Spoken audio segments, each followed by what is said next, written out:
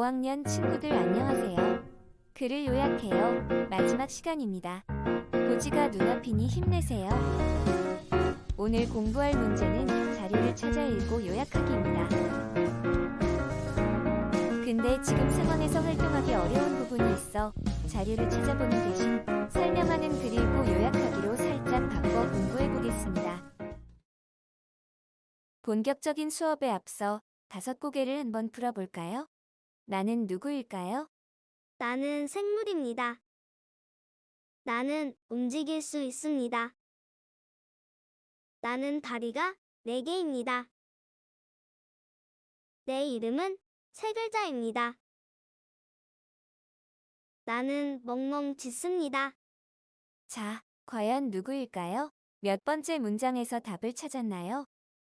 저는 바로 멍멍 강아지입니다. 한 개만 풀면 아쉽죠? 그래서 하나 더. 나는 누구일까요? 나는 생물이 아닙니다. 나는 주로 흰색과 검은색이 있습니다. 나는 양 옆에 고리가 달려 있습니다. 나는 사람 몸에 착용합니다. 나는 코와 입을 가리거나 막는 데 사용합니다. 과연 누구일까요? 또 어떤 문장이 도움이 됐나요? 나는 바로 마스크입니다. 미세먼지 때문에 완전 바빴는데 코로나 때문에 더 바빠졌어. 다 끝났으면 난 이만 퇴근. 바이. 자, 어떻게 답을 찾았나요? 멍멍 짖는다가 결정적이었어요. 2번째 문제는요? 코와 입을 가린다는 부분에서 바로 눈치챘어요. 요즘 매일 쓰니까요.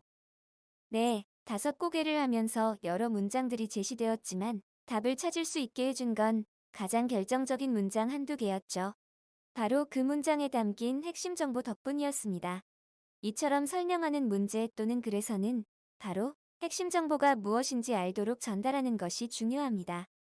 가끔 얘기를 듣거나 글을 읽을 때 무슨 소린지 이해가 안 될 때가 있죠. 바로 정리와 요약이 안 되고 그래서 핵심을 몰라서예요. 오늘 공부를 완료한 뒤에는 더 이상 이런 친구들이 없길 바랍니다. 그럼 교과서 115쪽 1번을 보겠습니다. 여러분이 평소에 알고 싶었던 것은 무엇인가요? 한번 적어봅시다. 미래 사회의 유망 직업입니다. 진로를 정할 때 참고할 수 있기 때문입니다. 아래는 우리 반 친구들이 알고 싶었던 점을 적는 부분인데 지금 집에서 공부하고 있으니 친구 대신 가족들에게 질문하고 적어봅시다. 친구와 연락 가능할 경우 친구에게 묻고 적어도 됩니다. 이름 칸에는 이렇게 가족들을 적으면 되나요? 네, 그렇습니다. 알고 싶은 것도 물어보고 적어주세요. 동생은 우리나라의 놀이동산을, 그리고 오빠는 서울 유소년 야구팀을 알고 싶다고 했고, 엄마는 요리에 관심이 많으셔서 집밥 레시피를 알고 싶다고 하셨어요. 네, 가족이 더 있을 경우 아래 칸을 만들어 더 적어줘도 됩니다. 그럼 이제 교과서 116쪽을 펴주세요. 앞에서 알고 싶은 것을 확인해 봤으니 그 다음으로 관련된 자료를 찾아 읽고 글쓰기 계획을 세우는 과정입니다. 총 6단계로 117쪽까지 화살표로 쭉 연결되어 있는 네모 상자 보이나요? 그 안에 단계별 할 일이 적혀 있습니다.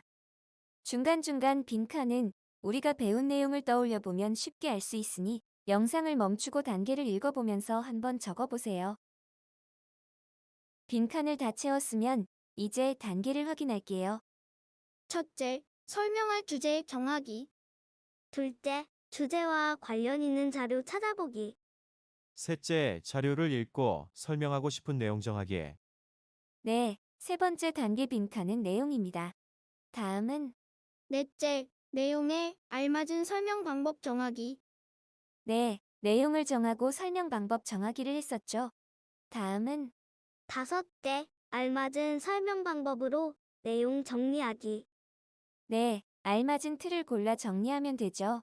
다음, 마지막, 내용과 자료에 따라 설명하는 글쓰기. 네, 잘했습니다. 계획을 세우고 5단계까지 준비를 마치면 자연스럽게 마지막 글쓰기 단계로 연결됩니다.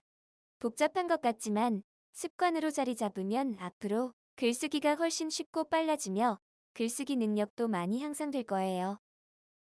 교과서에 제시된 원래 수업은 모든 친구들과 함께 자료를 찾아 읽고 요약하는 것으로 나와 있지만 지금은 온라인 수업 중으로 모둠 활동이 불가능한 상황이니 원래 내용과 비슷하면서도 여러분이 부담을 덜 느낄 수 있는 다른 활동으로 대체하고자 해요. 대체 활동은 선생님이 제시한 설명하는 글 읽고 요약하기입니다. 오늘 수업의 핵심적인 부분이 바로 3단원 제목에도 나와 있는 요약하기죠. 그래서 요약하기 학습에 초점을 맞춰 공부하고자 합니다. 여러분이 직접 자료를 찾고 혼자서 앞에 모든 과정을 공부하기엔 학습량이 많기 때문에 그 부분을 최소화하여 수업을 재구성하였습니다. 그러므로 학습량이 줄어든 만큼 뒷부분 공부는 최선을 다해서 열심히 해주시기 바랍니다. 그럼 설명하는 글을 읽고 요약하는 활동의 학습 순서를 알려드리겠습니다. 첫 번째, 설명하는 글의 주제와 중심 문장 찾기. 118쪽에 기록합니다. 두 번째, 글의 구조를 확인하고 알맞은 틀을 골라 그린 뒤 중심 내용 정리하기. 119쪽에 그리고 기록합니다.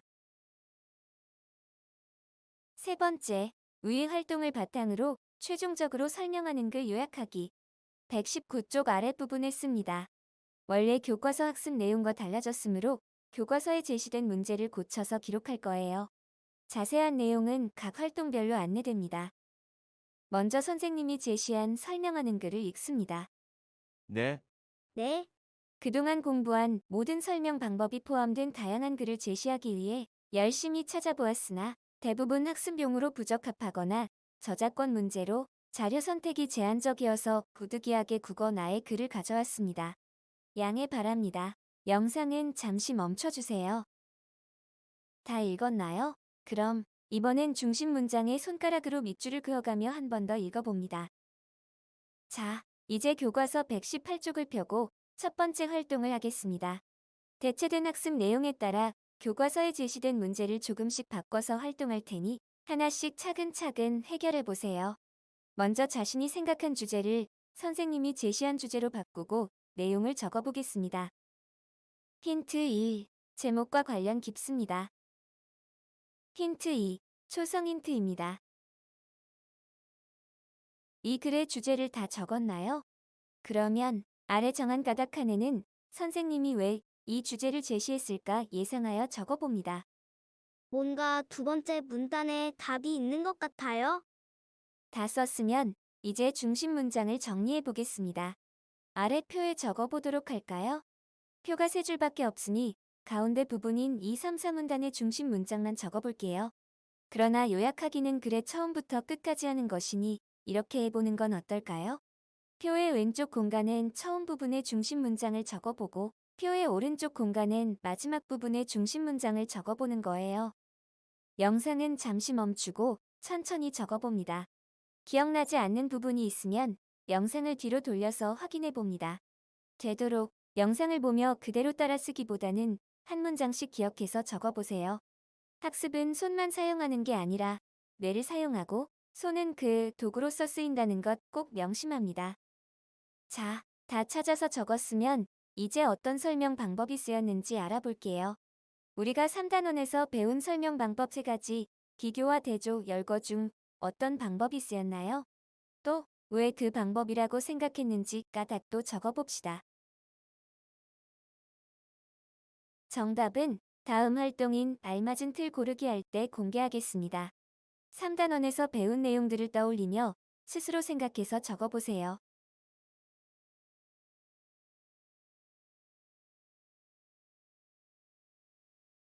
설명 방법을 다 적었다면 이번에는 글의 구조에 알맞은 틀을 그린 뒤에 중심 내용을 정리해 보겠습니다.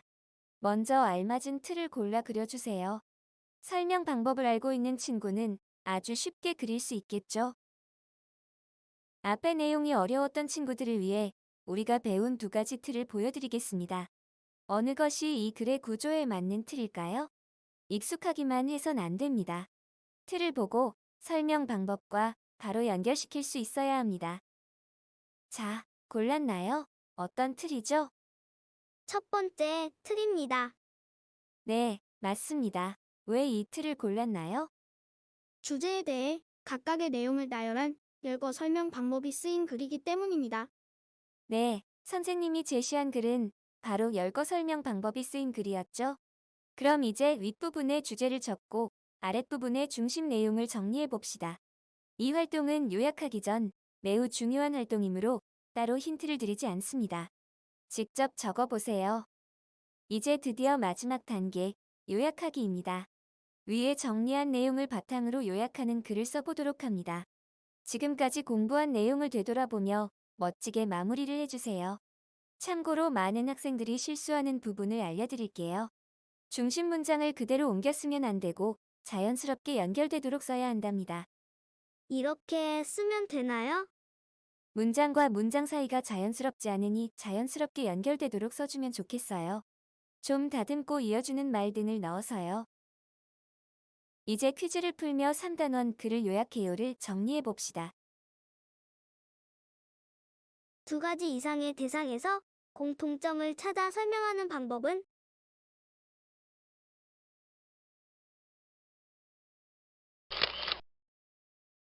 두 가지 이상의 대상에서 차이점을 찾아 설명하는 방법은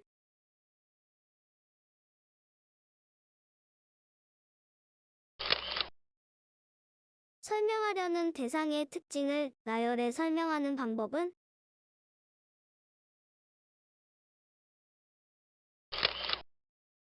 글을 요약하면 좋은 점은 1. 뿅뿅한 내용만 쉽게 알 수 있다. 2. 뿅뿅한 내용을 쉽게 기억할 수 있다. 3. 많은 내용을 공부할 때 도움이 된다. 여기에서 뿅뿅에 공통적으로 들어갈 말은 무엇인가요?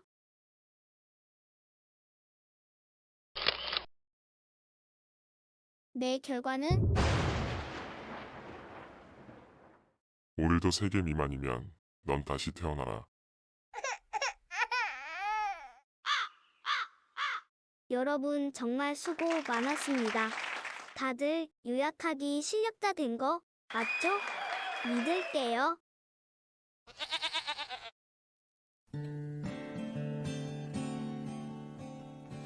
Apple bull, cat dog, elephant fish, gorilla hat, igloo jacket, kangaroo, lion monkey gnome, octopus, big question, rabbit sun, tiger, umbrella, violin, watch fox, yo-yo zipper.